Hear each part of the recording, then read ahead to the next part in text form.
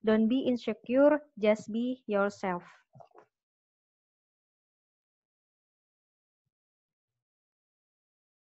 Nah, perkenalkan saya Riris yang akan menemani kalian pada malam hari ini, yang akan menjadi moderator pada malam hari ini.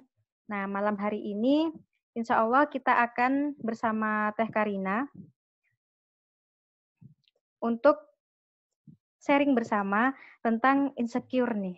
Nah, Teh Karina siapa sih? Nah, mungkin di sini teman-teman ada yang sudah kenal ataupun belum kenal sama Teh Karina. Riris, kenalin dulu ya, siapa sih pemateri pada malam hari ini? Nah, Teh Karina Hakman ini merupakan penulis buku yaitu Bumi Hijrah. Terus yang kedua, beliau adalah alumni Monash University dan University of Auckland. Dan beliau juga merupakan praktisi homeschooling. Nah, biar supaya acara malam hari ini mohon maaf ya.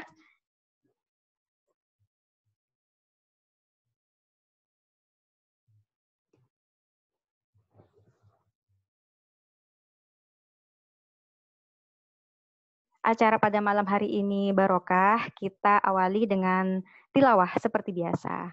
Nah, pada kesempatan kali ini Riris akan membacakan Quran Surat Ibrahim ayat 6 dan 7.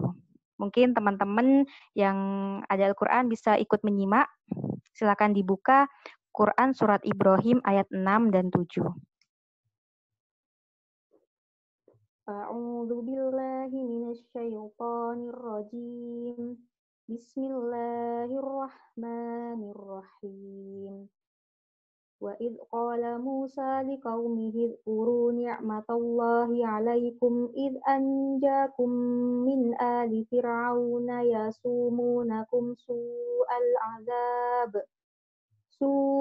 'adzabi wa yudzabbihuna abna'akum wa yastahyuna nisa'akum wa fi dzalikum bala'um mir rabbikum 'adzim. Wa idh ta'adzana rabbukum la in syakartum la azidannakum wa la in kafartum inna 'adzabi lasyadid. Shadaqallahul 'adzim. Nah, itu tadi pembacaan tilawah untuk Quran Surat Ibrahim ayat 6 dan 7. Ayat ini menceritakan tentang keutamaan bersyukur. Seperti itu. Nah, sebelum kita memulai acara pada malam hari ini, nah karena kita kajiannya via Zoom, dan insya Allah kajian ini juga akan kita live-kan di Instagram, mohon untuk teman-teman menonaktifkan mikrofon dan videonya. Mohon untuk seluruh teman-teman video dan mikrofonnya dinonaktifkan. Jadi nanti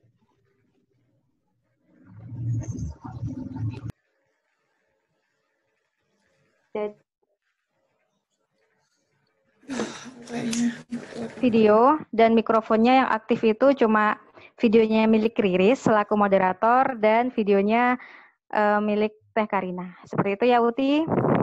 Bisa.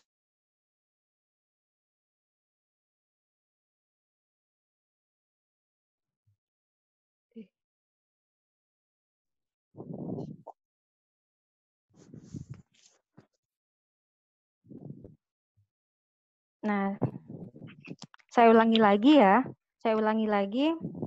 Sebelum kita memulai kajian pada malam hari ini, silakan seluruh para peserta untuk menonaktifkan mikrofon dan kameranya.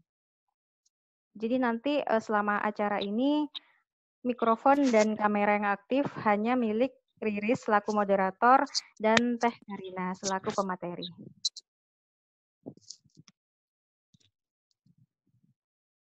Nah, kita cek Teh Karina sudah masuk belum ya? Dek, banyak, Dek. Apa? Oh, banyak ikut. 46. 47.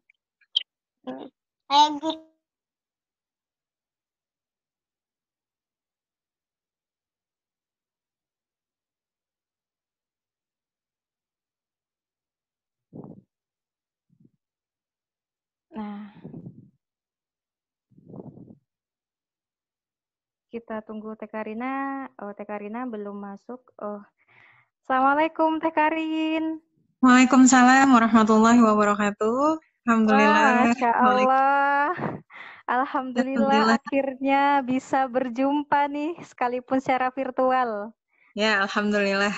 Setelah yang sebelumnya kita bolak-balik ya, tektokan di Instagram jadi. Iya, bener drama sekali ya, Teh.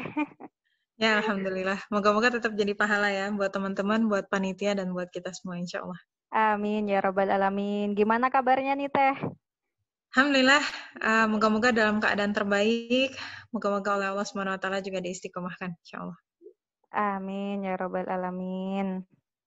Nah, teman-teman semuanya, sebelumnya Riris kembali mengingatkan ya untuk seluruh peserta untuk menonaktifkan mikrofon dan kameranya. Jadi nanti yang aktif hanya milik Riris selaku moderator dan Teh Karina sebagai pemateri. Karena insya Allah kajian Zoom pada malam hari ini juga akan di-live-kan secara live di Instagram.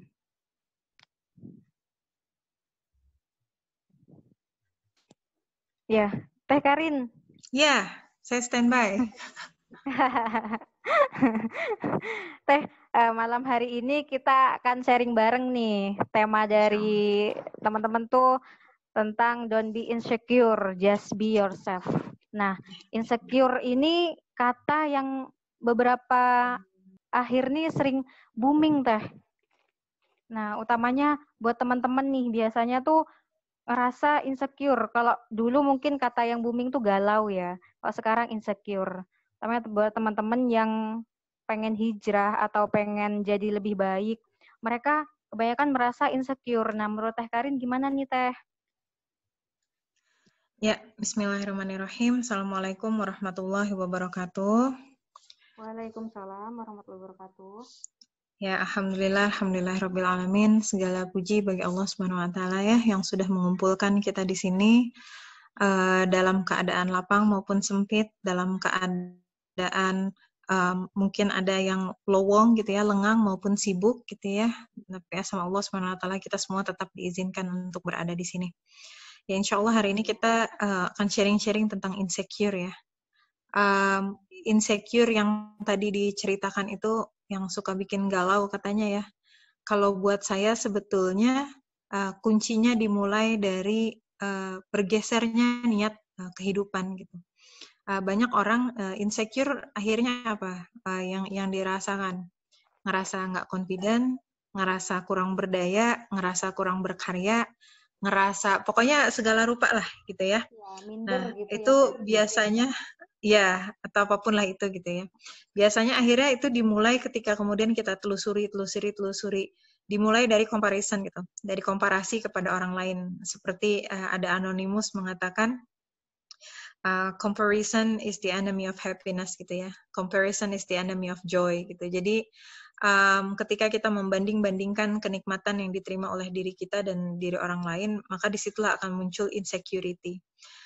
Apa kaitannya dengan tadi pergeseran niat ya di dalam kehidupan? Kita hidup itu sebetulnya hanya untuk mencari ridha Allah Subhanahu wa taala. Jadi hidup itu mudah jika kita lurus-lurus saja. Tapi yang menjadikan dia itu menjadi sulit, menjadi menantang adalah ketika hidup kita itu niatnya sudah bergeser gitu ya. Nah, misalnya nih contoh aja ya. Saya ambil contoh populer sajalah gitu.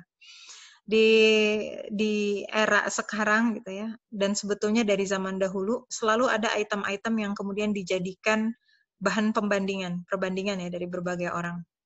Misal, dari zaman dulu sampai sekarang orang menjadikan harta itu sebagai tolak ukur kebahagiaan, tolak ukur kekerenan, tolak ukur sesuatu yang diingin-inginkan lah. Di dalam Al-Quran disampaikan di dalam kisah Musa alaihissalam, di zamannya Nabi Musa alaihissalam, di eranya Fir'aun ada orang namanya Qorun, ya, orang namanya Qorun yang harta bendanya itu sangat-sangat banyak, sampai-sampai untuk membawa kuncinya saja dia itu harus dibawa dengan beberapa orang gitu ya, si kunci tersebut gitu. Itu baru kunci hartanya, belum sampai kepada hartanya sendiri. Terus maka gitu ya, orang-orang pun berkata gitu, aduh seandainya aku bisa seperti Qarun gitu, yang kemudian memiliki harta benda yang banyak dan seterusnya. Namun apa yang terjadi ketika Allah Subhanahu wa Ta'ala, ketika kesombongan Qarun itu sudah diambang batas, lalu kemudian Allah Subhanahu wa Ta'ala ingin menyegerakan azabnya, maka bergetarlah bumi yang sedang ditapaki oleh Qarun itu, kemudian Qarun pun beserta dengan harta bendanya tenggelam ke bawah.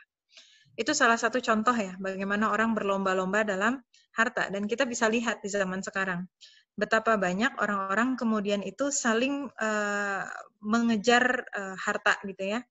Sehingga orang merasa insecure ketika harta atau penampakan dirinya itu tidak sama seperti orang-orang lain gitu. Misalnya nih, kenapa kemudian ada istilah Instagramable?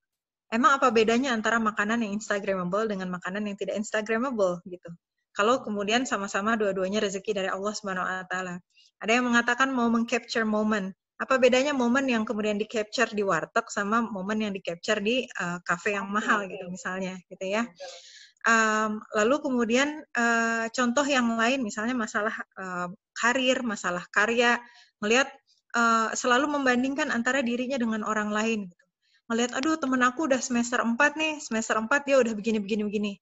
Aku begini, begitu, gitu ya. Padahal boleh jadi gitu ya, masing-masing di antara kita tuh punya jalan hidup dan keunikannya sendiri-sendiri. Justru ketika kita fokus kepada orang lain, kita lupa untuk mengupgrade apa-apa yang Allah berikan kepada diri kita sendiri.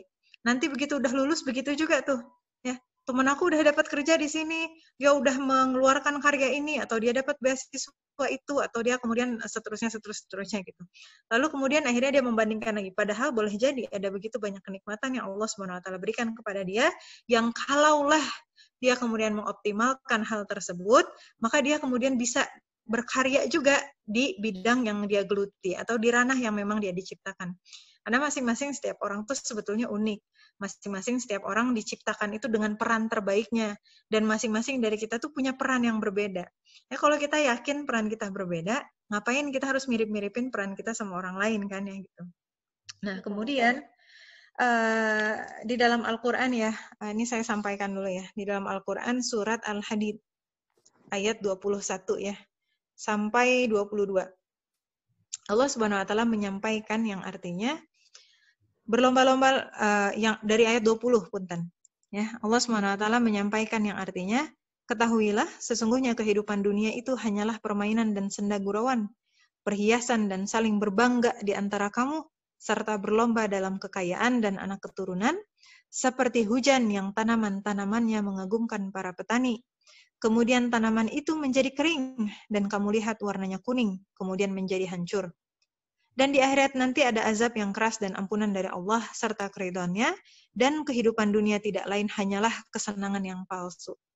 Apa itu kesenangan yang palsu? Kesenangan yang sejenak. Kesenangan yang tidak akan pernah memuaskan batin. Apa sih lawan dari insecure? Secure kan ya?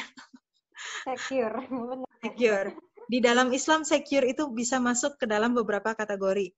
Ya, di dalam Islam. Kita di dalam Islam kita belajar tentang itmi'nan. Itmi'nan itu perasaan tenang, perasaan tentram. Ada juga di dalam Islam kemudian perasaan ridho, di mana kita kemudian bahagia dan senang gitu menyambut apapun ketetapan dari Allah Subhanahu wa Ta'ala. Di dalam Islam kita belajar ada namanya qanaah. Qanaah itu apapun rezeki yang Allah Subhanahu wa Ta'ala karuniakan, maka kita menerimanya dengan lapang dada. Di dalam Islam kita belajar tentang tawakal. Tawakal itu artinya kita menyerahkan segala hasil ya setelah kita berusaha memberikan usaha yang terbaik dan seterusnya, lalu kita tawakal kepada Allah Subhanahu wa Ta'ala. Maka itulah kemudian bagian-bagian dari security yang seharusnya dimiliki oleh kaum muslim dan muslimin. Lalu kenapa tadi ada orang-orang insecure? Orang-orang yang insecure adalah orang-orang yang kemudian mengejar dunia. Ya, mengejar dunianya kenapa? Akhirnya yang tadi itu disebutkan, mereka saling berlomba. Ya, saling berlomba, saling dengan segala kehidupan dunia tadi gitu ya.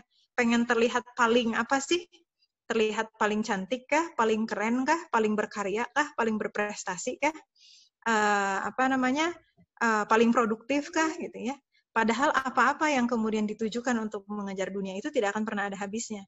Even kalau kita sukses sekalipun, misal gitu ya, Saya pengen kemudian ingin berprestasi, pengen bisa lulus dengan IP 4. Oke, anggaplah lulus IP 4 sempurna, gitu ya. Apakah menjamin akan mendapatkan itminan? Tidak, gitu. Karena seseorang tidak akan pernah mendapatkan itminan, tidak akan pernah mendapatkan ketentraman selama dia jauh dari Allah Subhanahu wa taala. Karena hakikat dunia itu sendiri oleh Allah Subhanahu wa taala sudah ditetapkan. Hakikat dunia itu sementara. Cuma senda gurau, cuma permainan. Selama seseorang jauh dari Allah Subhanahu wa taala, dia tidak akan pernah secure. Itu jaminannya sudah. Terus gimana teh? Kok saya ngelihat ada orang-orang yang jauh dari Allah, tapi kayaknya dia secure aja. Bisa aja dia isi hidupnya dengan hiburan demi hiburan demi hiburan demi hiburan gitu ya. Kelalaian demi kelalaian, terus sampai akhirnya dia lupa apa sih perasaan secure yang sebenarnya. Sampai kemudian dia merasa secure itu adalah ketika dia merasa terhibur, ketika dia merasa tertawa.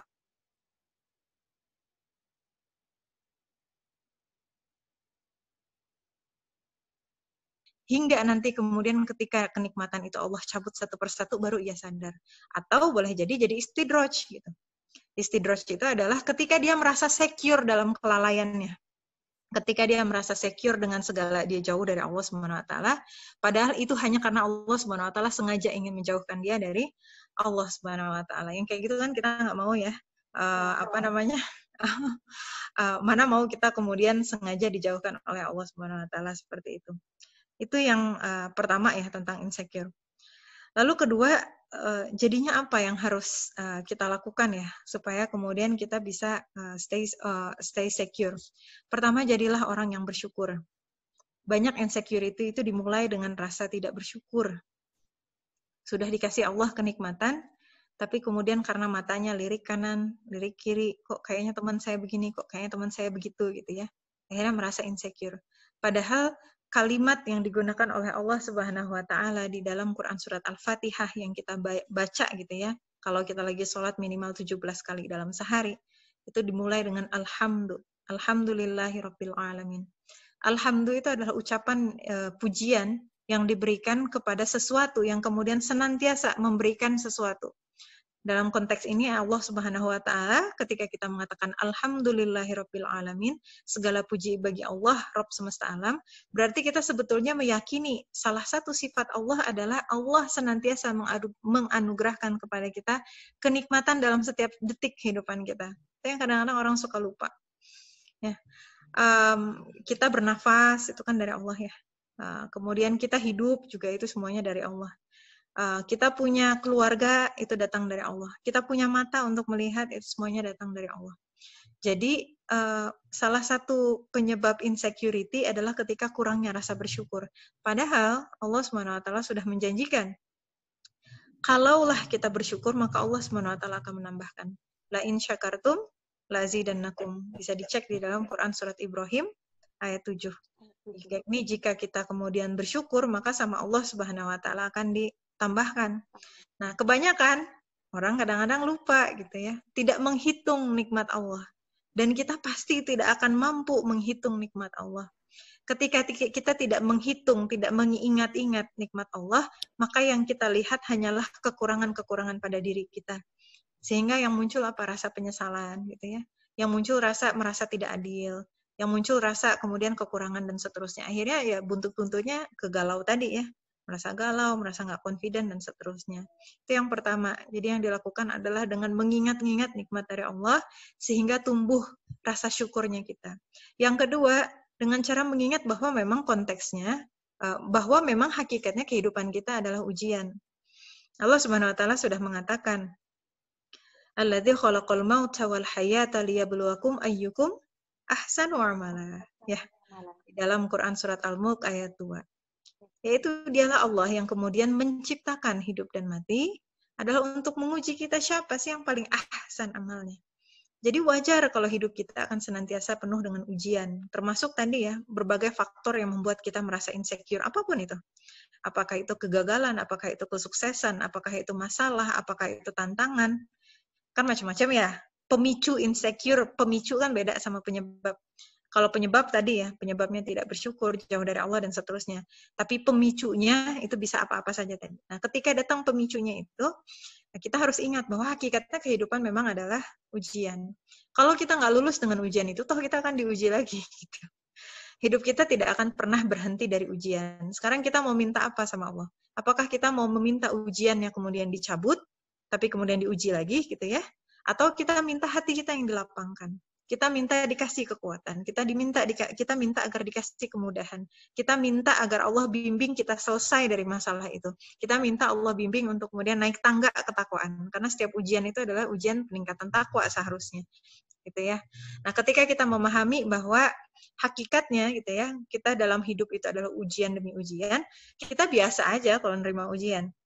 Bukan jadi insecure gitu. Ya, ujian apa sih yang suka bikin insecure? Riris biasanya apa kira-kira? Anak-anak zaman sekarang apa? Yang bikin ujian yang bikin insecure apa?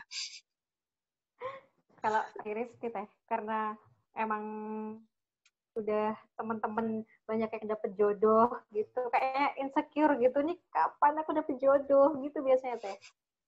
Ya, itu salah satu ujian ya. Iya. Nah, pada saat misalnya kayak tadi contoh masalah jodoh, nanti juga ujiannya akan datang lagi tuh, begitu udah nikah gitu ya. Kalau nikah tuh kan sudah ketetapan dari Allah Subhanahu wa taala ya. Nanti kalau udah nikah ujiannya muncul lagi, kapan punya anak? Waduh. Nanti udah punya anak, ujiannya muncul lagi, kapan anak saya bisa jalan, kapan anak saya bisa ngomong, kapan anak saya bisa baca, kapan anak saya bisa ngitung, kapan anak saya bisa kemudian ini bisa itu dan seterusnya gitu ya. Pokoknya serba perlombaan. Karena tadi itu hakikatnya kata Allah Subhanahu wa taala, ya'lamu annamal hayatud dunya la'ibun wa lahu wa zinatu wa tafakhurun bainakum wa takatsurun fil amwali wal aulad, kata Allah. Ketahuilah bahwa kehidupan dunia itu hanyalah permainan, senda gurau dan perlomba-lombaan di antara kamu gitu. Dalam berbanyak-banyak harta, berbanyak-banyak prestasi, berbanyak-banyak pencapaian dan seterusnya gitu ya. Nah, jadi ketika kita merasakan nih kita diuji dengan sesuatu, apakah itu dengan jodoh, dengan anak, dengan prestasi, dengan apa, kita harus ingat bahwa apa-apa yang ada di hadapan itu tuh hanya kamuflase, karena itu dunia. Kehidupan kita cuma sebentar nih di dunia. Nanti insya Allah di akhirat itu yang kekal gitu. Misalnya kayak sekarang gitu ya, kalau jodoh itu sudah ditetapkan sama Allah, jadi tidak perlu kita risaukan. Yang perlu kita risaukan adalah apa yang belum pasti. Amal solih kita belum pasti. Amal soleh kita belum pasti, surga kita belum pasti. Nah, kita risaukannya ke sana gitu ya. Karena kalau jodoh itu sudah ada ketetapannya dari Allah. Terus kita risau apa? Masalah karir gitu ya. Nah, karir kita itu sudah ada takdirnya. Kata Allah yang terbaik A, B, C, D, E gitu misalnya ya. Tergantung kadar ikhtiar kita. Sehingga fokus kita ada pada ikhtiar. Mau tadi ya masalah nilai akademis, mau itu masalah pekerjaan, masalah jodoh, masalah anak, semuanya kita hanya fokus kepada ikhtiar. Masalah hasil itu semuanya datang dari Allah Subhanahu wa taala. Karena tadi itu kita memahami bahwa hakikat dunia itu adalah ujian untuk menguji siapa yang paling ahsan amalnya, siapa yang paling terbaik amalnya. Apa maksudnya yang paling terbaik amalnya? Siapa yang dengan ujian-ujian itu dia kemudian bisa memberikan amal-amal terbaik gitu. Dia bisa meresponnya dengan cara terbaik. Karena nanti yang akan ditanya oleh Allah Subhanahu wa taala di hari akhir kan bukan apakah kamu sudah punya jodoh atau belum. Apakah kamu IPK-nya 4 atau tidak? Apakah kamu dapat beasiswa ke luar negeri atau enggak? Kamu punya anak berapa? Kan tidak ditanya begitu sama Allah. Tetapi Allah akan bertanya, untuk apa engkau gunakan setiap detik hidupmu? Untuk apa engkau gunakan tanganmu? Untuk apa engkau gunakan kakimu? Bahkan kulit kita nanti akan bersaksi di hadapan Allah Subhanahu wa taala. Nah, jadi kadang-kadang galau kita memang agak-agak beda. Harusnya kita tuh merasa insecure. Harusnya kita merasa insecure sama kedudukan kita di akhirat nanti gitu ya. Merasa insecure sama kedudukan kita. Kita masuk surga atau neraka nih gitu. Nanti ketika dibangkitkan, kita dibangkitkan dalam keadaan hina, tanpa berpakaian, kemudian bopeng-bopeng, nauzubillah min dzalik, atau kita mau dibangkitkan dalam keadaan didampingi para malaikat yang bercahaya gitu ya, diberikan jubah kebesaran, diberikan mahkota, dimuliakan gitu. Kita nanti kira-kira kalau masuk ke dalam alam kubur, apakah kita mau termasuk orang yang mendapat siksa alam kubur, ataukah kita kemudian mau menjadi orang-orang yang kuburnya dilapangkan dan kemudian disulap menjadi taman surga gitu. Ketika kita sakaratul maut, mana yang lebih kita risaukan gitu kan ya? Apakah kita kemudian masa bodoh lah sakaratul maut, yang penting saya di dunia bahagia gitu ya? Ataukah kita memikirkan tentang kita mau wafat dalam keadaan apa gitu? Sakaratul maut itu kan kalau orang yang calon penghuni neraka sudah dapat teasernya ya di dunia ya. Ketika sakaratul maut itu akan sangat menyakitkan gitu.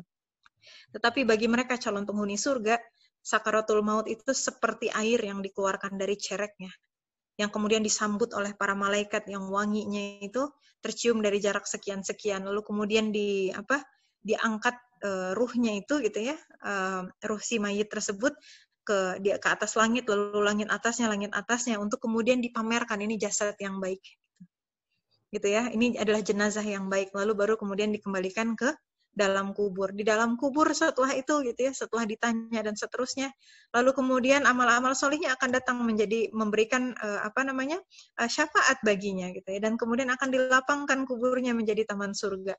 Nah, jadi ketika kita dekat sama Allah, ketika kita terhubung sama Allah, maka impian kita itu akan melambung ke akhirat nanti.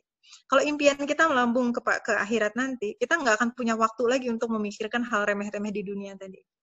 Setiap ujian yang terjadi pada kita tuh udah kayak, ya memang hidup adalah ujian kan ya. Tinggal bagaimana dalam setiap ujian kita itu menjadi ujian peningkat takwa. Bukankah kehidupan kita adalah tangga-tangga menuju puncak ketakwaan di sisi Allah Subhanahu wa taala? Bukankah setiap detik yang kita lewati di dunia itu sebetulnya adalah tangga-tangga dan langkah-langkah kita menuju surga, itu kan ya? Amat sangat disayangkan kalau kemudian ujian-ujian yang seharusnya menambah pahala kita, mendekatkan kita kepada Allah Subhanahu wa taala, justru menjadikan kita insecure tadi. Waktu-waktu kita akan terbuang gitu ya. Dan seterusnya lah. Kemudian yang ketiga, gitu ya, Allah Subhanahu Wa Taala sudah memberikan resep buat kita. Ketika kita merasa insecure ya, yang namanya orang, ya, ketika yang namanya orang kan ada aja ya, iman tuh naik dan turun ya. Dia naik dengan ketaatan, lalu turun dengan kemaksiatan. Kadang-kadang kemaksiatan itu kita nggak sadar melakukannya, gitu ya, walaupun kecil-kecil dan sedikit-sedikit. Gitu. Maka kata Allah Subhanahu wa taala, ketika kita merasakan diri kita tidak tenang, maka kembalikan ingatan kita kepada Allah Subhanahu wa taala. Karena Allah sudah mengatakan kan ya, ala tatma'innal qulub illa bidzikrillah di dalam Quran surat Ar-Ra'd ayat 28. Dan tidaklah hati itu akan menjadi tenang kecuali dengan mengingati Allah Subhanahu wa taala. Ya, jadi kembalikan lagi kepada Allah ketika kita merasa perasaan tidak tenang. Bahkan nih, misalnya nih, galau nggak jelas. Saya nggak ngerti kenapa galau, pokoknya jadinya sensi aja. Mungkin itu adalah waktunya kita untuk kemudian menyendiri sejenak, menggelar sajadah, duduk, dan kemudian memperbanyak istighfar kepada Allah Subhanahu wa taala. Untuk mengingat-ingat gitu ya, apa saja dosa-dosa yang pernah kita lakukan dari sejak dahulu kala sampai sekarang. Untuk mengingat-ingat apa saja prasangka yang pernah muncul di dalam hati kita gitu ya. Untuk mengingat-ingat apa saja kemudian kebaikan-kebaikan yang kita sudah tahu ilmunya tapi tidak kita lakukan. Atau bahkan gitu ya, untuk mengingat-ingat dosa-dosa yang kita rencanakan untuk lakukan. Gitu. Dan yang keempat adalah bagaimana kita berniat untuk membangun takwa. Banyak orang ingin keluar dari masalah ya yang membuat dia merasa insecure itu dengan cara shortcut dan sebagainya. Cara pendek gitu ya.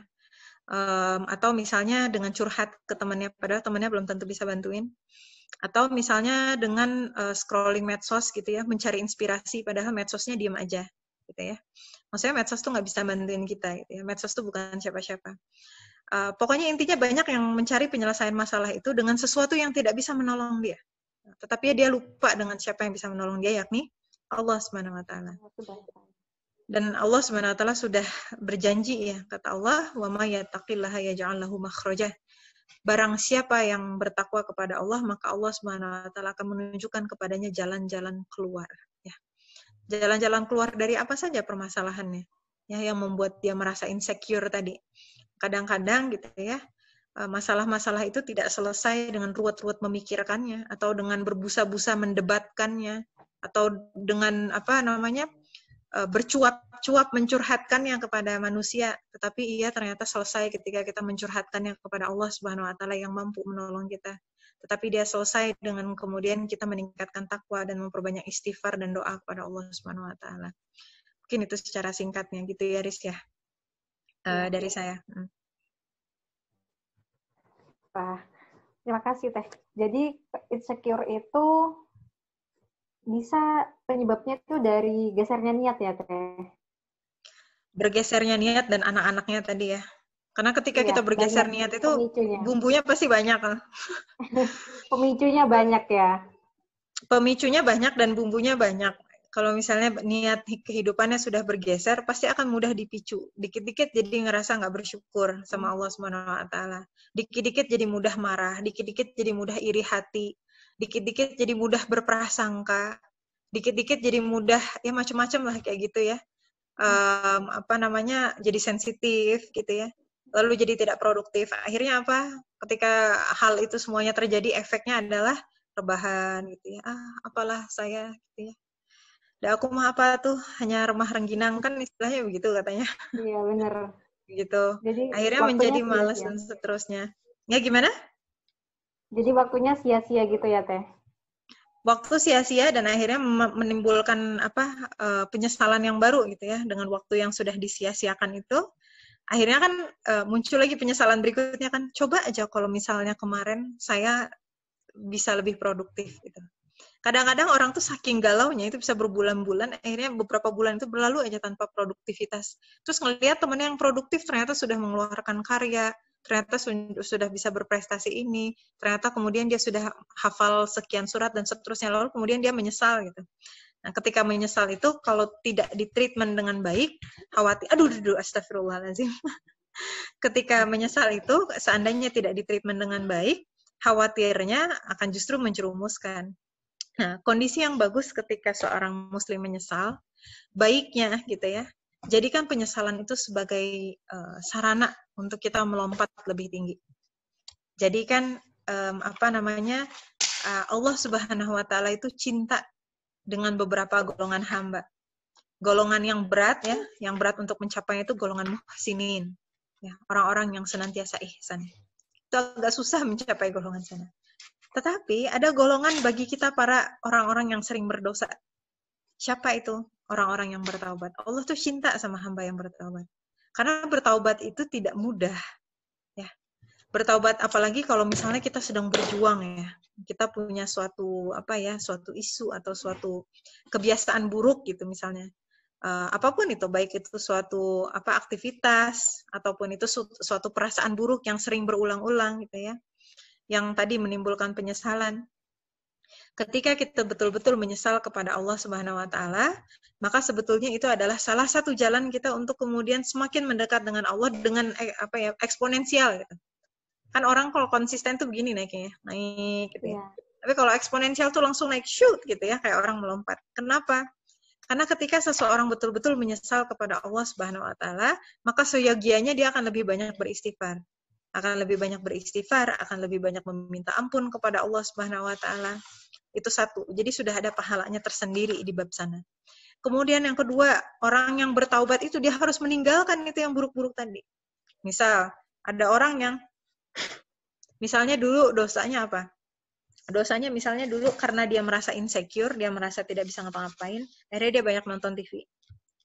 Nonton drama Korea, nonton ngabisin waktu buat medsosan, atau ngabisin waktu buat main games, atau ngabisin waktu buat apa aja lah yang kemudian tidak bermanfaat gara-gara si insecure itu misalnya. Lalu kemudian dia menyesal. Nah, ketika dia menyesal, dia harus meninggalkan seluruh kebiasaan buruk itu kan ya. Dan itu adalah sesuatu yang berat gitu. Atau misalnya orang habis orang yang tadi ceritanya di awal ya, dia mau hijrah. Terus habis itu ditaksir sama adalah ikhwan yang mengaku ikhwan gitu ya, tapi ngajak pacaran. Terus karena dia mau hijrah, jadilah dia tolak si ikhwan itu. Nggak tahu ikhwannya ini nembak sahabatnya dia. Gitu. Akhirnya dia merasa insecure, galau gitu. Tapi kalau dia betul-betul bertaubat, itu berarti dia harus membuang seluruh jahiliyah itu gitu ya. Nah, ketika dia membuang seluruh jahiliyah itu, mujahadahnya dia, kesungguhannya dia untuk melupakan segala dosa-dosa, maksiat-maksiatnya, itu pun membuahkan pahala lagi. Ditambah yang ketiga, ketika orang bertaubat, maka dia pasti ingin memperbaiki diri. Kalau seseorang mengaku bertaubat tapi tidak ada usaha perbaikan diri, maka itu tidak dalam kategori taubat, itu gitu ya. Itu hanya katanya taubat gitu ya. Karena orang taubat yang hakiki, maka dia akan senantiasa berusaha memperbaiki dirinya. Karena dia dalam keadaan betul-betul ngerasa aduh saya gagal banget, saya nggak bisa, dan kemudian hanya Allah SWT harapannya, maka dia betul-betul ingin memperbaiki dirinya, maka pasti dia kemudian akan belajar dengan lebih baik. Maka pasti kemudian dia ingin berubah dengan usaha yang lebih baik lagi. Maka pasti kemudian dia punya semangat baru tuh, refreshment. Itulah yang kemudian menjadi asbab karena pahalanya berlipat-lipat tadi, dia bisa meningkat secara drastis dalam kurva keimanannya. Gitu, mungkin ya. Untuk yang bab itu. Tadi ada yang belum kejawab ya? Atau ada yang mau ditanyakan lagi dulu? Yang tanyain lagi Teh, kan insecure ini kok dari ceritanya Teh Karin kayaknya negatif mulu. Boleh nggak sih, ada nggak sih keadaan yang ngebolehin kita buat insecure gitu? Insecure yang dibolehkan adalah insecure terhadap amal solih. Ya. Itu. Amal solihnya seperti apa? Misal, kita merasa insecure ngelihat teman kita hafalannya banyak, amal solihnya baik, kemudian kita ngerasa gini-gini aja, itu boleh insecure. Atau misalnya kita ngelihat ada teman kita gitu kan ya udah mah pinter, kemudian ilmunya bisa bermanfaat, kita boleh insecure. Insecure-nya dalam konteks apa? Dalam konteks, Masya Allah selama ini apa yang sudah saya lakukan untuk umat. Lebih ke arah sana. Insecure yang positif seperti itu gitu ya, itu lebih kepada insecure karena kita merasa apa yang bisa kita persembahkan kepada Allah Subhanahu wa taala gitu. Jadi itu lebih kepada kita melihat kalau orang lain bisa, maka insya Allah ada sesuatu juga yang bisa kita lakukan kepada Allah Subhanahu wa taala. Itu yang pertama ya. Jadi insecure ketika melihat pencapaian orang dalam kebaikan, dalam amal solih, dalam tadi ya bidangnya Al-Qur'an, ilmu, infak yang bermanfaat gitu ya. Lalu yang kedua, insecure apa lagi? Insecure ketika kita merasa nggak layak masuk surga. Bahkan itu harus ditempa insecure kayak gitu. Kalau ada orang ngerasa saya adalah penghuni surga, nah itu justru dia harus merasa insecure, nggak benar kayak gitu. Siapa yang bisa menjamin kita masuk surga? Nggak ada gitu ya. Nggak ada. Yang merasa seperti itu justru dia sombong. Nah insecure yang harus dipelihara adalah itu. Insecure karena kita nggak tahu nih, kita mau masuk surga kapan. Apakah amal-amal solih yang selama ini kita lakukan itu betul-betul bersih dari ria? Apakah amal solih yang kita lakukan selama ini benar-benar berbobot? Apakah tilawah yang kita lakukan itu betul-betul secara makna kita lakukan ikhlas kepada Allah ataukah hanya untuk cek lisan semata? Gitu ya. Apakah postingan-postingan yang kita lakukan, postingan-postingan bermanfaat atau berbau dakwah, syiar dan seterusnya, kita lakukan murni gitu kan ya untuk mencapai keridhaan Allah, apakah hanya untuk like, follower dan seterusnya? Gitu. Apakah kemudian kita ketika berprestasi betul-betul ingin bermanfaat untuk umat atau kita hanya mengharapkan pujian? Kita nggak tahu apakah amalan kita diterima atau tidak gitu ya. Belum lagi dengan dosa-dosa kita. Kita nggak tahu apa benar udah diampunin nggak ya dosa-dosa teh. Nah, karena takwa itu, orang yang bertakwa itu harus di antara dua. Di satu sisi dia punya harapan, Allah menerima taubatnya, Allah menerima amal solihnya, tapi dia pun harus punya perasaan takut, was-was, takut kalau amalannya nggak diterima, takut kalau taubatnya nggak diterima. Jadi harus senantiasa insecure untuk bab itu mah, gitu ya. Jadi kalau tadi nanya ada nggak kelebihan insecure, tergantung insecure yang mana.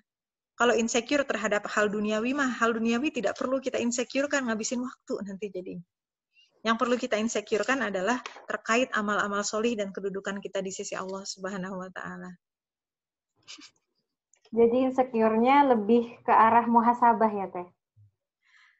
Boleh kalau mau diganti dengan muhasabah, walaupun ya secara perasaan ya sama aja kita merasa insecure. Ya gitu. benar. Nah Teh biasanya ini kan tadi Teteh juga bilang perasaan insecure nih karena muncul salah satunya karena kita kurang bersyukur nih, kurang menerima pemberian dari Allah.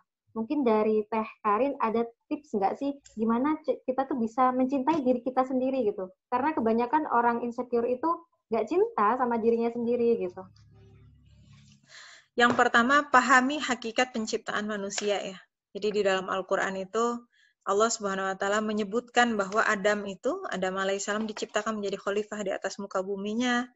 Bisa dicek dari mulai Quran surat Al-Baqarah ayat 30 ya, satu halaman itu ya, itu cerita tentang Nabi Adam alaihissalam ketika diciptakan. Lalu Allah Subhanahu wa taala mengundang seluruh malaikat yang mulia gitu ya untuk kemudian bersujud atas diciptakannya Adam alaihissalam. Lalu kemudian Adam alaihissalam diajarkan dengan berbagai nama, berbagai benda. Pokoknya dimuliakan dengan segala rupa dan kita adalah keturunannya. Allah Subhanahu wa taala tidak pernah menciptakan sesuatu itu dengan sia-sia. Jadi kalau kita baca di dalam Quran surat Ali Imran ya, di halaman kedua terakhir, itu ada cerita tentang para ulil albab. Ulil albab itu orang-orang yang taat dan senantiasa berpikir, mereka orang-orang yang cerdas, bertafakur kepada Allah Subhanahu wa taala. Orang-orang ulil albab itu mereka yang berdoa kepada Allah, Rabbana ma khalaqta hadza batila, subhanaka faqina adzabannar. Ya Allah, sesungguhnya tidaklah Engkau menciptakan ini semua dengan sia-sia, Maha suci Engkau, dan jauhkanlah kami dari azab api neraka. Allah Subhanahu wa taala tidak pernah menciptakan segala sesuatu itu dengan sia-sia. Mau itu kemudian semut gitu ya, mau itu kemudian udara yang kita lihat, mau itu bahkan anjing yang katanya najis, babi yang katanya najis. Allah Subhanahu wa taala tidak pernah menciptakan itu dengan sia-sia. Bahkan jin sekalipun yang tidak nampak oleh mata kita, itu Allah tidak menciptakannya dengan sia-sia. Bahkan kemudian apa lagi yang sering kali dipandang hina oleh manusia? Lalat, Nyamuk. Lalat gitu ya, nyamuk. Allah Subhanahu wa taala tidak pernah menciptakan segala sesuatu dengan sia-sia. Apalagi manusia yang kemudian seluruh malaikat bersujud atasnya gitu. Jadi itulah pentingnya bagi kita untuk ma'rifah insan gitu. Ma'rifatul insan, memahami gitu ya. Apa sih hakikat penciptaan manusia? Bahwa manusia diciptakan oleh Allah Subhanahu wa taala untuk mengemban peran penting di atas muka buminya. Jadi sebetulnya untuk setiap manusia yang sudah lahir di atas muka bumi itu pasti sudah lengkap dengan segala perangkatnya. Sudah ditetapkan di takdirnya peran terbaiknya ini A B C D E F G gitu kan ya. Maka oleh Allah Subhanahu wa taala dikaruniakan berbagai potensi A B C D G R dan seterusnya gitu ya. Nah, tinggal kemudian ketika dia dilahirkan ke atas muka bumi, dia diberikan berbagai pilihan-pilihan. Lalu kemudian si manusia ini bisa memilih apakah dia mau mengikuti fitrahnya tadi untuk kemudian menemukan peran terbaiknya, untuk kemudian dia menjalankan potensinya tadi gitu ya, percaya dengan ketentuan Allah Subhanahu wa taala, ataukah dia kemudian ingin berbalik dari peran itu. Jadi ibarat kata kita ini sudah dikasih sama Allah tuh seperangkat kemampuan gitu ya, untuk menjadi orang-orang hebat di atas muka bumi Allah. Tentunya hebat di mata Allah, bukan hebat di mata manusia. Karena kalau hebat di mata manusia ukurannya hanya tadi itu, harta, kedudukan, keturunan, penampilan kan hanya itu kalau di sisi manusia kan, gitu kan ya, hanya yang nampak saja. Sementara Allah Subhanahu wa taala tuh menilai apa yang kita lakukan dan apa yang di dalam hati kita gitu ya, amal soleh kita dan seterusnya. Nah, maka gitu ya, ketika kita paham bahwa oh ternyata saya tuh diciptakan Allah Subhanahu wa taala untuk menjadi luar biasa. Bayangkan di dalam Al-Qur'an itu ya, setiap manusia yang dilahirkan di atas muka bumi Allah memiliki hak dan kesempatan yang sama untuk menjadi mukmin, untuk menjadi muttaqin, untuk menjadi muhsinin, untuk menjadi pewaris surga Aden, untuk menjadi pewaris surga Firdaus, untuk menjadi khalifah di atas muka bumi Allah. Masa kemudian kita yang menjadi manusianya kita mengatakan udah saya mah jadi biasa-biasa saja. Sayang gitu kapasitasnya, sayang gitu potensinya gitu ya. Sehingga ketika kita menyadari oh ternyata Allah SWT menciptakan saya untuk menjadi luar biasa ya. Maka detik itu pula lah kemudian bersegeralah kita untuk kembali kepada Allah, meminta petunjuk kepada Allah. Gimana sih caranya supaya kita bisa bertemu sama potensi terbaik kita? Gimana caranya supaya kita bisa bertemu dengan peran terbaik kita, gitu ya? Yang dengan demikian, moga-moga insya Allah Subhanahu wa taala akan mempertemukan kita dengan takdir terbaik tadi, sehingga kita akan merasakan ketenangan dalam hidup, gitu ya.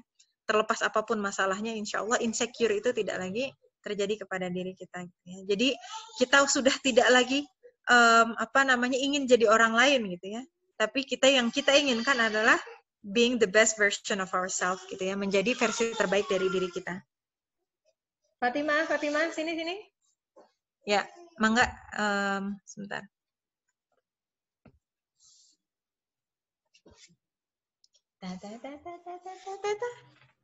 Tuh, ya.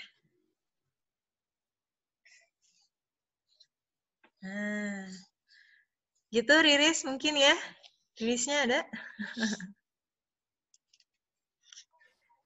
Baik Teh Karin, mungkin Riris masih ini Riris keluar sebentar. Saya menggantikan Riris. Boleh, mangga. Iya. Ya, jadi sahabat-sahabat semua tadi Teh Karin udah jelasin tentang insecure ya, seperti apa, dan banyak pertanyaan ini Teh yang masuk. Mungkin kita akan sambil menunggu Riris ke moderator kita. Ada yang menanyakan Teh tentang di kolom chat dari Siti Rahmatiara. Nah, gimana Teh kalau ada temen yang curhat ke arah insecure? Dan gimana cara kita menanggapi dengan cara yang ahsan? Kadang bisa takut sendiri kalau kita langsung ujuk-ujuk nih, misal bilang bersyukur aja lah gitu. Secara psikologis bisa aja kemungkinan itu malah tambah down gitu buat mentalnya. Gimana Teh Mangga? Yang pertama, sebetulnya tergantung seberapa dekat sama teman kita itu. Cuma kalau dia bisa curhat gitu ya harapannya memang sudah dekat ya. Sebentar ya, saya sambil nyusuin bayi bentar. Iya Teh.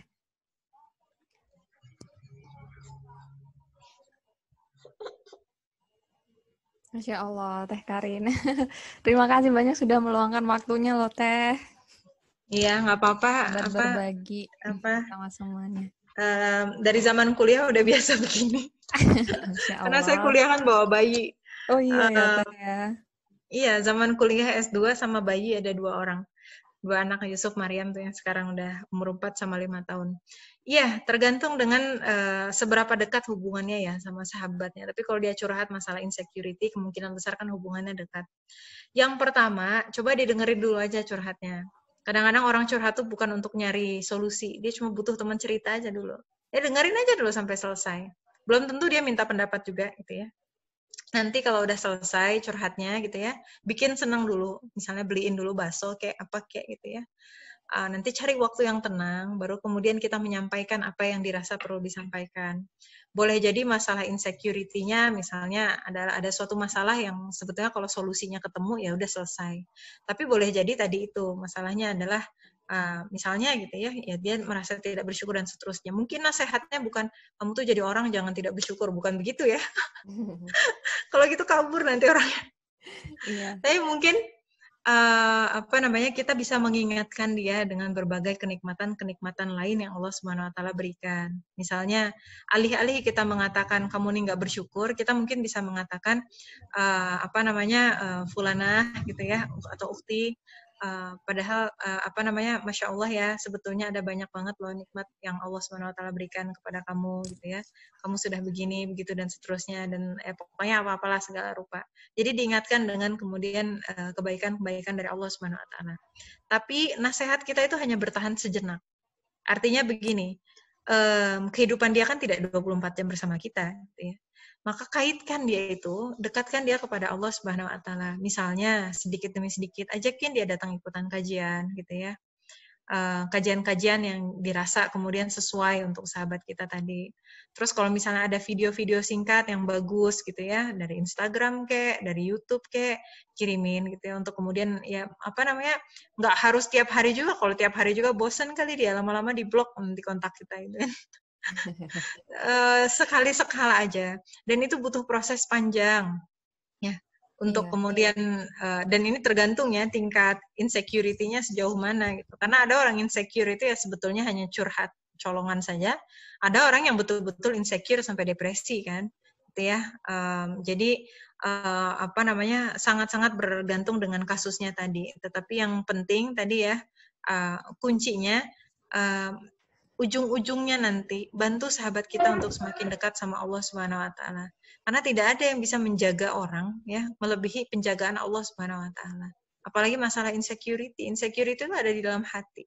Siapa yang menggenggam hati kita? Siapa yang menggenggam hati sahabat kita? Allah Subhanahu wa taala yang menggenggam hati seluruh umat manusia. Jadi ya kembalikan semuanya kepada Allah. Gitu mungkin ya, insyaallah. Insyaallah, benar ya Teh. Jadi memang saat jadi teman curhat itu juga ada seninya untuk bisa diterima dan lagi-lagi dikembalikan ke Allah gitu ya. Iya, betul, insyaallah. Insyaallah. Nah ini ada lagi Teh pertanyaan yang kedua dari Ayunda. Teh Karin, tadi jelasin kalau insecure diperbolehkan pada hal-hal yang pada kebaikan gitu, terkait amal soleh. Terus apakah cukup nih sampai insecure-nya itu aja? Apa yang seharusnya kita lakukan setelah fase insecure tadi? Sementara kita tahu kapasitas kita nggak lebih baik dari orang-orang yang melakukan amal soleh yang jadi pemicu insecure kita. Jazakillah khair, Teh. Iya. Jadi iri yang diperbolehkan ya, iri yang diperbolehkan itu tidak sembarang amal solih. Tetapi tadi itu ya ilmu atau enggak Al-Quran yang kemudian diamalkan. Dan yang kedua orang yang berinfak di jalan Allah, orang yang kaya dan kemudian dia berinfak di jalan Allah Subhanahu Wa Taala gitu ya. Itu yang kemudian boleh kita kayak, Masya Allah seandainya saya bisa begitu gitu ya. Nah harapannya apa? Dengan adanya perasaan insecure seperti itu akan menggerakkan kita untuk beramal lebih baik lagi. Nah, beramal lebih baik dengan tujuan yang menggapai ridha Allah Subhanahu Wa Taala gitu. Misalnya tadi gitu ya, kita melihat ada orang gitu ya, dekat sekali dia dengan Al-Quran, amal sol apa dan kemudian Al-Quran itu diamalkan ya, kemudian itu menjadikan kita semangat gitu ya. Lalu bagaimana jika kemudian kita merasa kapasitas kita belum mumpuni? Ya mulailah dari sekarang. Karena sebetulnya amal solih itu bukan untuk kita tuh bukan sedang berkejar-kejaran dengan orang lain, tetapi kita sedang berkejar-kejaran dengan ajal kita sendiri. Gitu. Jadi tidak perlu disamakan gitu ya antara apa yang kita tidak perlu disamakan amal solih kita dengan amal solih orang lain. Karena amal solih itu tidak ada yang tahu kok pahalanya dapat berapa. Ada 2 orang sama-sama tilawah gitu ya, 10 ayat. Apakah pahalanya sama ya? Belum tentu gitu kan ya. Ada 2 orang lagi gitu ya, yang satu tilawahnya 1 juz sehari, yang satu tilawahnya 1 halaman sehari. Tidak ada yang bisa menjamin yang 1 juz itu kemudian lebih baik di sisi Allah Subhanahu Wa Taala. Betul, Teh. Jadi makanya kita itu maha pemurah dan maha baiknya Allah Subhanahu Wa Taala itu. Allah rahasiakan semua pahala kita, gitu ya. Dan Allah rahasiakan juga semua balasan atas dosa-dosa kita. Sehingga apa? Kehidupan kita di dunia itu betul-betul hanya untuk ladang beramal, amal. Itu yang diceritakan Allah Subhanahu Wa Taala di dalam Quran surat Al-Insyirah. Masya Allah. Al-Insyirah di mana coba? Juz amma ya, insya Allah semuanya pada hafal. 30 ya, Teh. Ya, juz 30. Apa ayat pertamanya Al-Insyirah? Alam nashrah laka sadrak ya. Bukankah telah kami lapangkan bagimu dadamu? Lapangkan bagimu dadamu. Artinya yang sedang diajak bicara ini dadanya telah Allah lapangkan. Apa yang terjadi kalau dada lapang? Mau ada ujian, mau ada tantangan, ya tidak akan ngapa-ngapain karena hatinya lapang. Ibarat kata begini, orang kalau hatinya sempit kayak ember, ditetesin tinta 1 gelas, ini itu langsung keruh air di dalam ember itu. Ya. Tetapi kalau orang hatinya kemudian seluas lautan, kita mau masukin tinta 1 kapal juga nggak akan mengubah air laut gitu. Karena dia luas. Begitu juga hati orang yang luas. Kalau hatinya lapang, hatinya luas gitu ya. Allah timpakan masalah demi masalah gitu ya. Maka itu justru akan semakin mendekatkan dirinya kepada Allah Subhanahu Wa Taala. Justru itu kemudian akan semakin menjadikan dia produktif beramal solih kepada Allah Subhanahu Wa Taala. Makanya di ayat terakhirnya di dalam Quran surat Al-Insyirah, ya 2 ayat terakhir kata Allah, fa'idha faroghta fansob wa ila rabbika farghab. Apa artinya? Fa'idha faroghta fansob. Jika sudah selesai dengan 1 urusan, maka bersegeralah kepada urusan yang lain. Dan hanya kepada Rabbmu engkau kembalinya. Maksudnya apa? Orang-orang yang dilapangkan hatinya itu adalah orang-orang yang menyibukkan dirinya dengan amal solih. Dari 1 amal solih kepada amal solih berikutnya. Dari 1 karya kepada karya berikutnya. Dari 1 ladang pahala ke ladang pahala berikutnya. Sibuk terus sama kebaikan. Orang kalau sibuk dengan berbuat baik, hatinya udah nggak punya waktu buat mikirin galau. Dia udah nggak punya waktu buat insecure. Gimana dia mau insecure? Orang waktu buat mikirin hal-hal tidak berguna aja udah nggak ada. Itu kan sibuk dalam kebaikan. Dan dia mengerjakan semuanya kepada siapa? Wa ila rabbika farghab. Kepada Allah nanti akan kembali. Dia mengerjakan semua itu karena Allah Subhanahu Wa Taala. Jadi ketika tadi ngerasa insecure ngelihat amal solih orang yang jauh, Masya Allah luar biasa gitu ya misalnya. Yang muncul adalah saya juga harus bisa beramal solih dengan lebih baik. Tolak ukurnya bukan dia. Tolak ukurnya adalah Allah Subhanahu Wa Taala. Sejauh mana kemudian Allah Subhanahu Wa Taala melihat amal-amal kita, melihat usaha-usaha kita, dan kita sepenuh pengharapan kita minta kepada Allah Subhanahu Wa Taala, ya Allah, terimalah ini amalan-amalanku gitu ya. Apa sih yang membuat timbangan amal itu paling berat? Pertama adalah keikhlasan, kemurnian niat. Yang kedua adalah kesabaran. Keikhlasan, kemurnian niat, kenapa? Karena kalimat la ilaha illallah tadi itu kemudian ketika ditimbang di hari akhirat, itu akan menjadi lebih berat dibandingkan seluruh amal solih seorang hamba dikisahkan. Saking beratnya niat itu. Dan niat itu tidak bisa dicatat sama malaikat. Ya. Niat yang ikhlas, niat yang murni tadi gitu. Makanya para ulama berdoa seandainya ada satu amal solihku yang kemudian itu diterima oleh Allah SWT dan aku ikhlas mengerjakannya sepenuh ikhlas, itu cukup bagiku. Gitu. Saking beratnya niat saking beratnya bobot kebaikan dari niat yang ikhlas tadi. Itu yang pertama ikhlas tadi. Yang kedua sabar. Karena di dalam Quran surat Az-Zumar ayat 10 Allah Subhanahu wa taala sudah berfirman yang artinya adalah dan bagi orang-orang yang bersabar akan kami berikan pahala tanpa batas. Ya. Artinya hanya orang-orang yang bersabarlah yang menyempurnakan kesabarannya dalam beramal gitu ya, dalam berusaha. Yang namanya orang beramal itu kan nggak lurus-lurus aja, pasti ada ujiannya gitu. Meskipun ada gagalnya gitu ya, ada susahnya, ada sulitnya, tapi dia sabar terus. Itulah orang-orang yang kemudian oleh Allah SWT akan disempurnakan pahalanya tanpa batas. Jadi tolak ukur kita dalam beramal itu bukan manusia tadi ya. Udah sampai sini, aku masih sampai sini. Jangan fokus di sananya. Fokus mengokohkan amal solih kita. Ya Allah, terima amal solih kita ya Allah. Ya Allah, ini yang bisa aku lakukan ya Allah. Karena kehidupan kita tuh cuma sejenak. Sementara akhirat yang menanti kita itu sudah dekat. Kita jemput surganya. Kita mau jadi pewaris surga. Kita mau ketemu sama Rasulullah SAW. Kita mau ketemu sama Allah SWT. Ya. Jangan sampai kita menyia-nyiakan kehidupan kita hanya untuk tadi itu ya. Merasa galau, gundah karena apa-apa yang luput di dunia. Sementara di akhirat, surga sudah menanti untuk menggantikan apapun yang kita luput di dunia. Bahkan kita bakalan lupa gitu ya dengan segala kesulitan kita di dunia mah gitu ya. Allah alam bisawab. Enggak? Baik Teh, saya serahkan ke Riris lagi ya Teh. Enggak, insya Allah. Iya. Masya Allah Teh, Afwan barusan sempat menghilang 5 menit karena listrik di rumah mati. Ya, selanjutnya kita kan sudah masuk sesi tanya jawab ya Teh. Lanjut ke pertanyaan selanjutnya. Nah, di sini dari Laras.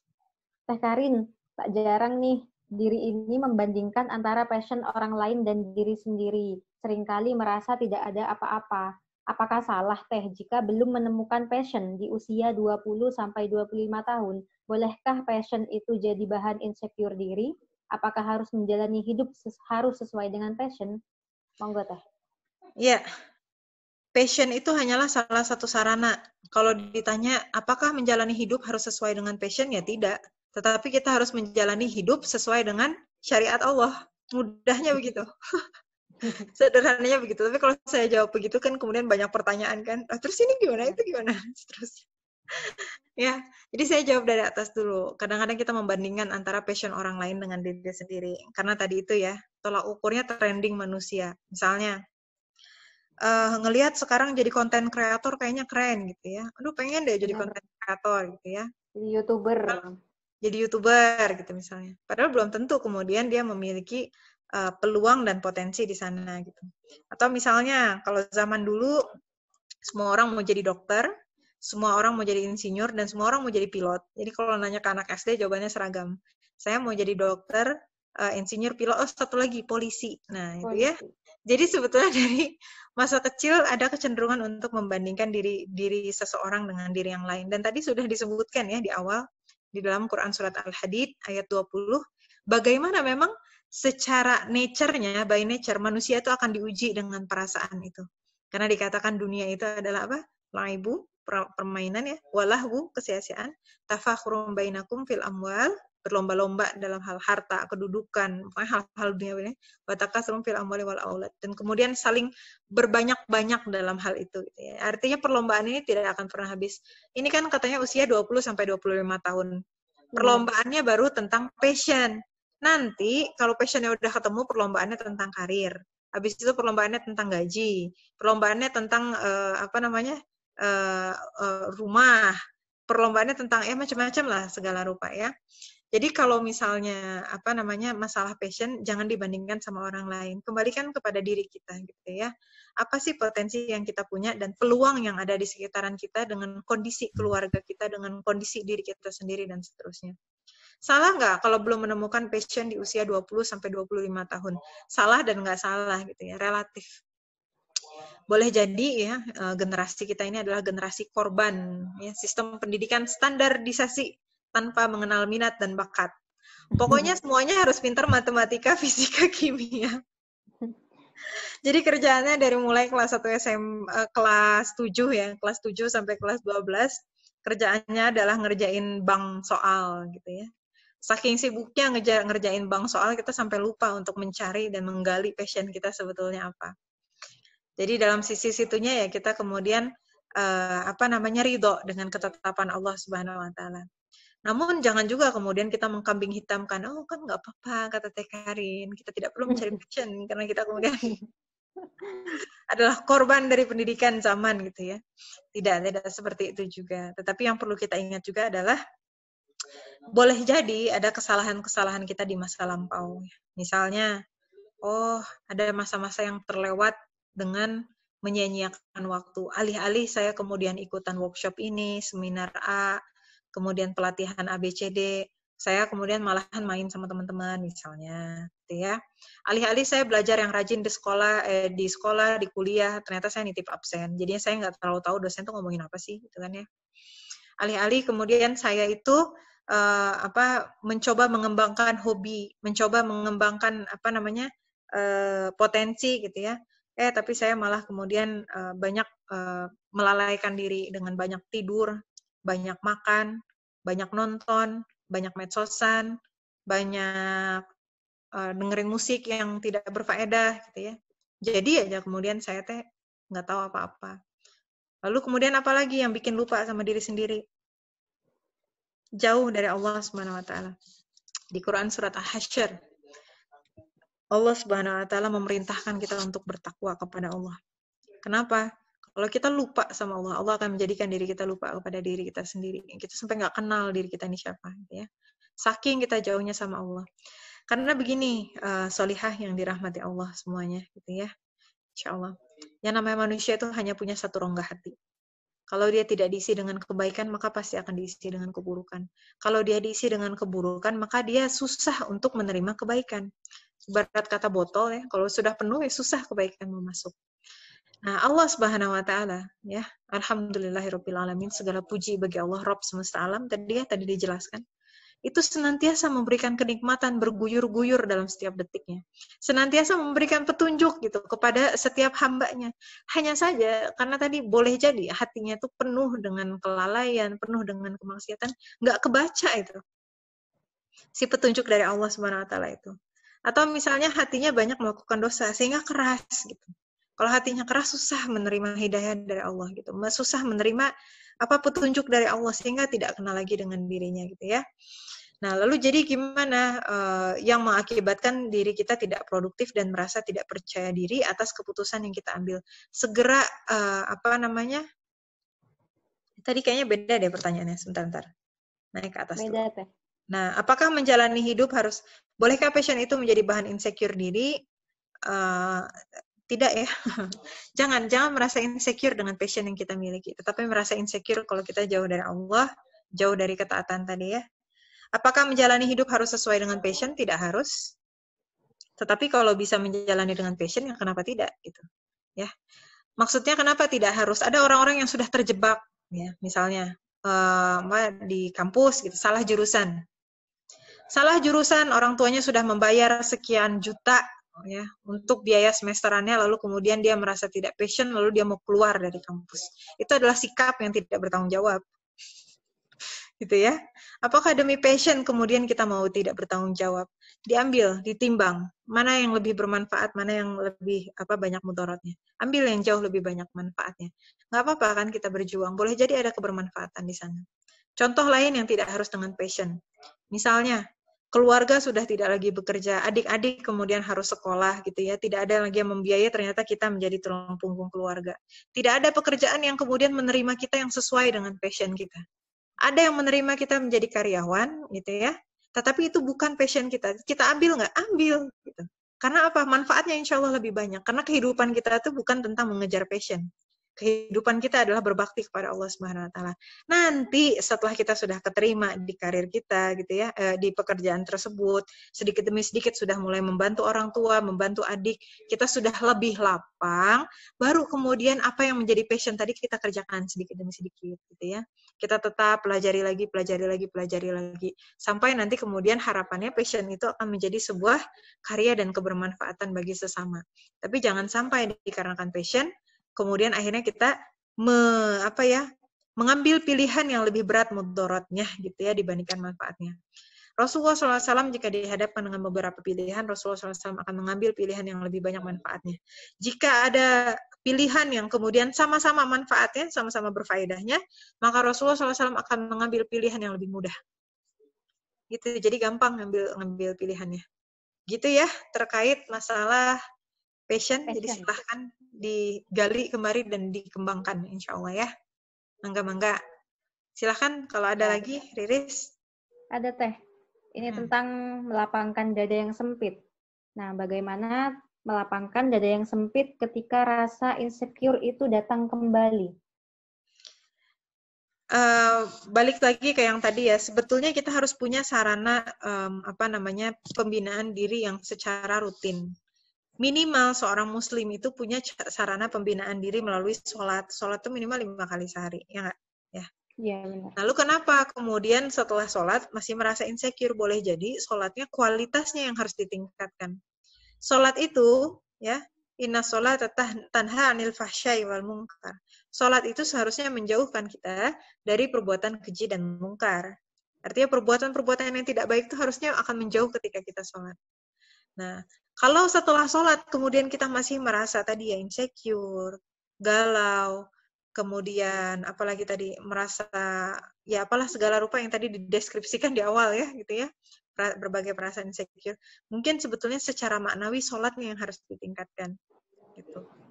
Begitu juga dengan tilawah Al-Quran gitu ya. Kalau misalnya kita merasa insecure, coba deh gitu ya, duduk dan kemudian membaca Al-Quran. Saya udah baca Quran teh, tapi ya gitu aja gitu. Boleh jadi kemudian kita membaca Al-Quran hanya asal baca gitu ya. Yang penting kita baca.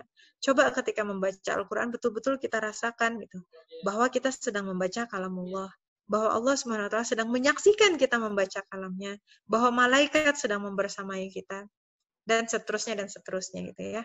Jadi seorang muslim seharusnya memiliki kapasitas untuk menjaga diri, menjaga hatinya itu senantiasa istiqomah dalam keadaan lapang maupun sempit gitu ya. Melalui amalan-amalan yang didawamkan, amalan-amalan yang dirutinkan. Maka milikilah amalan-amalan rutin itu gitu ya. Apakah kemudian kita membiasakan sholat rawatib, apakah kita membiasakan sholat duha, apakah kita membiasakan untuk membaca Al-Quran dan maknanya setiap hari gitu ya.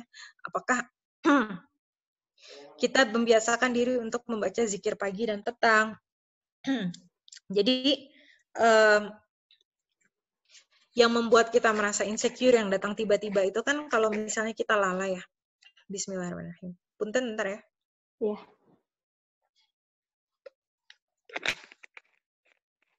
Kapan rasa insecure itu datang? Ketika kita lengah, lalai, kita lupa sama Allah. Kita lupa tujuan hidup kita. Siapa itu yang membisikkan? Setan ya. Dalam Quran surat An-Nas, Allah SWT bercerita tentang sifat setan. Ya. Kita diminta untuk melindungi diri kan. Min syarril waswasil khannas alladzi yuwaswisu fi sudurin nas minal jinnati wan nas. Itu tuh setan yang sudah nungguin di dalam hatimu. Nungguin kapan kita lengah dikit aja. Dia nanti masuk. Karena sifatnya setan itu dia tuh nggak kabur. Jadi setan itu dia berdiam di dekat kita gitu, nungguin kapan kita lengah ya gitu ya.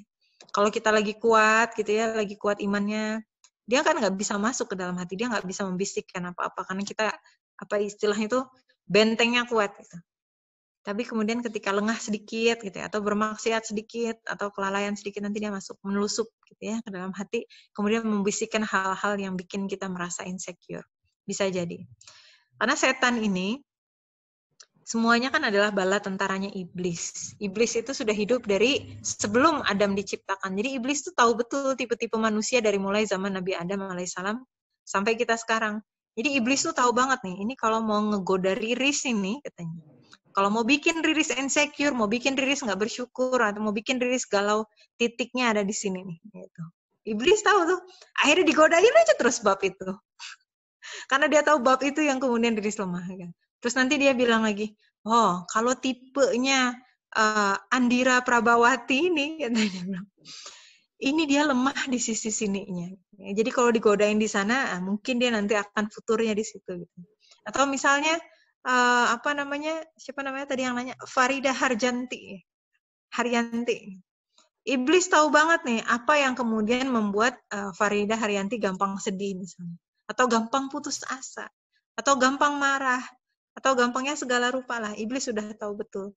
Jadi kemudian kita, kenapa tadi perlunya kita memiliki amalan-amalan rutin, yakni untuk senantiasa menjaga agar ketika hati kita usang, kemudian hati kita diperbaharui kembali. Ketika iman kita turun, maka iman kita kemudian ditingkatkan kembali. Jadi terus begitu terus. Itulah kemudian baqiyatus sholihat di dalam Quran surat Al-Kahfi disebutnya.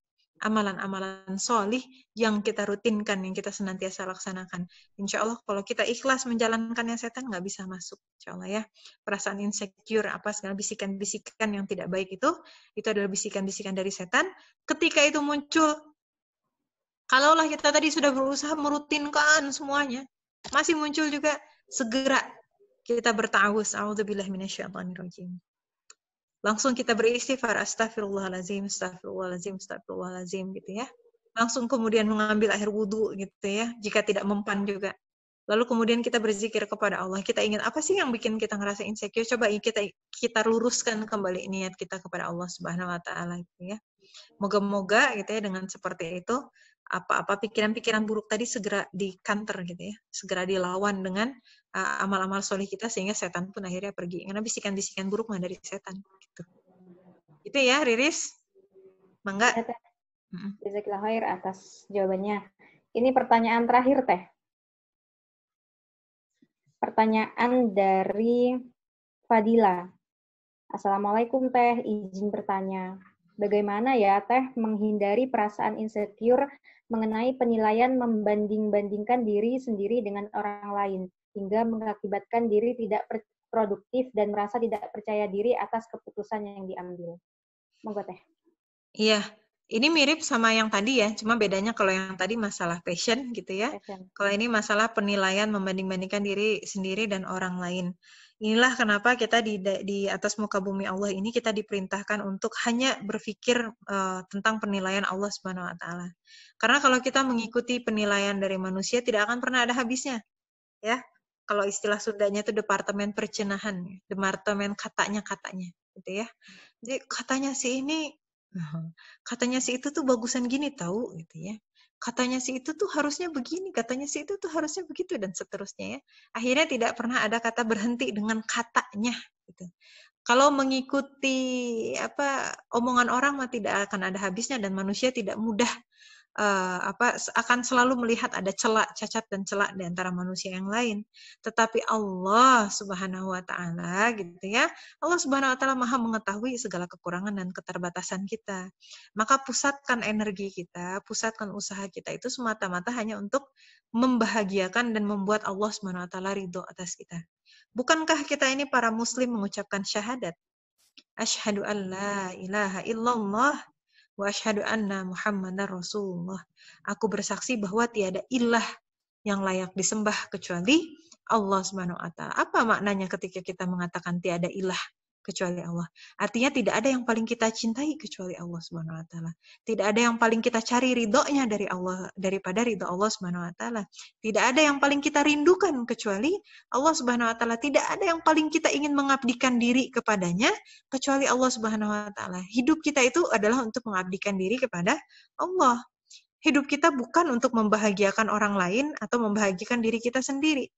Tetapi ketika kita ingin membahagiakan Allah, maka sudah niscaya pasti hidup kita akan bahagia, dan pasti kita insya Allah akan membahagiakan orang-orang di sekeliling kita, walaupun cepat atau lambat semuanya berproses.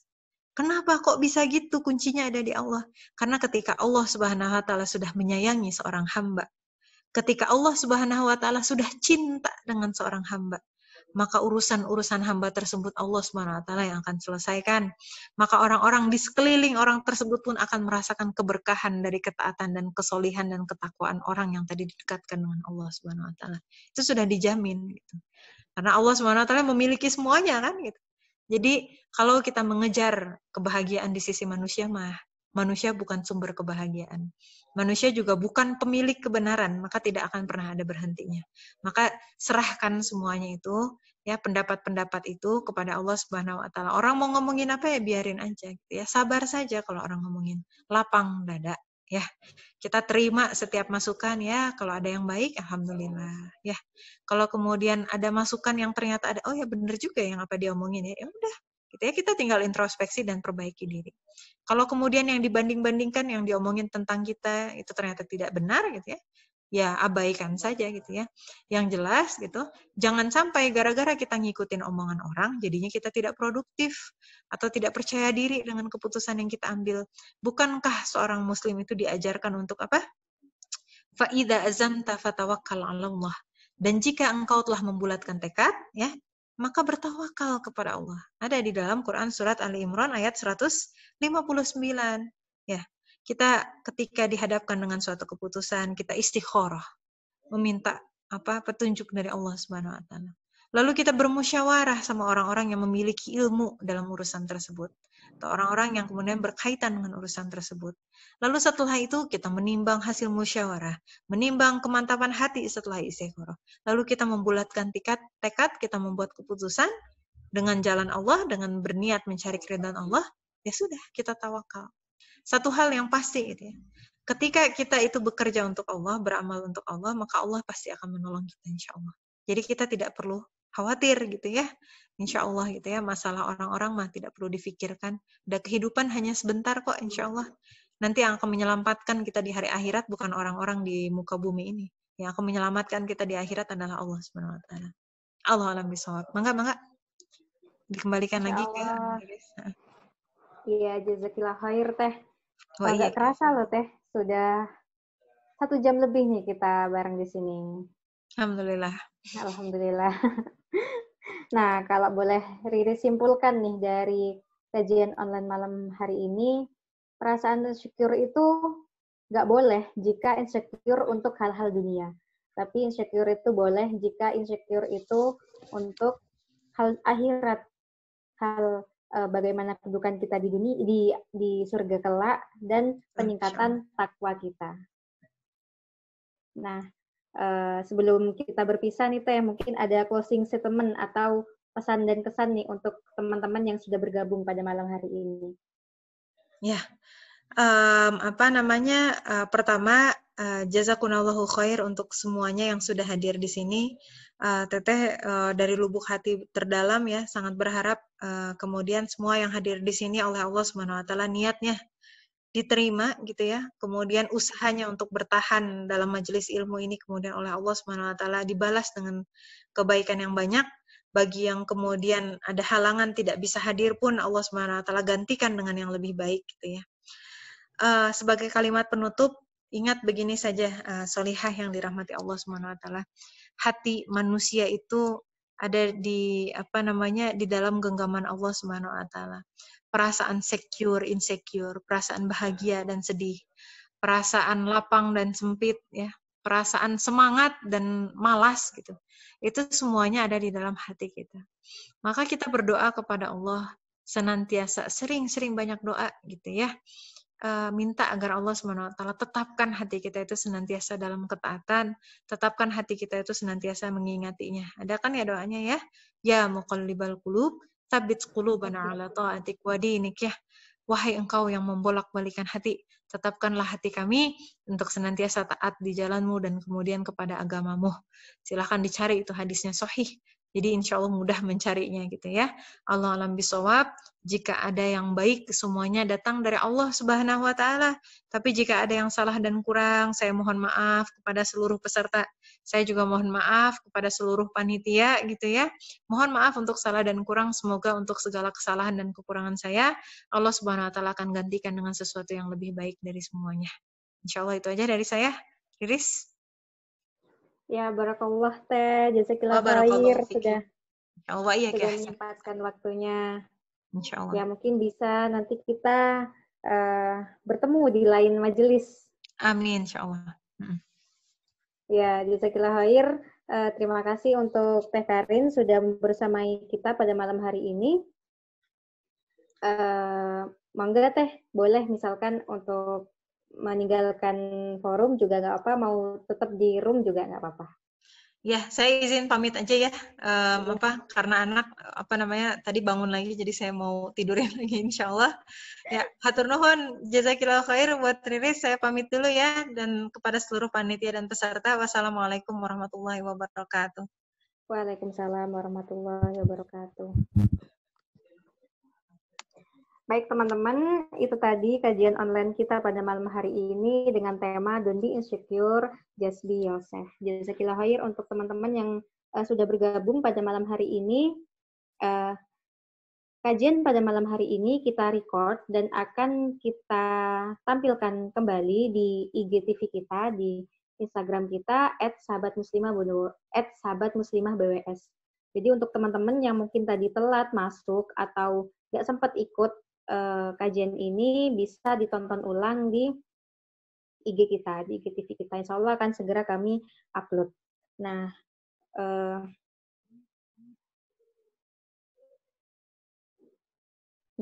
buat teman-teman, karena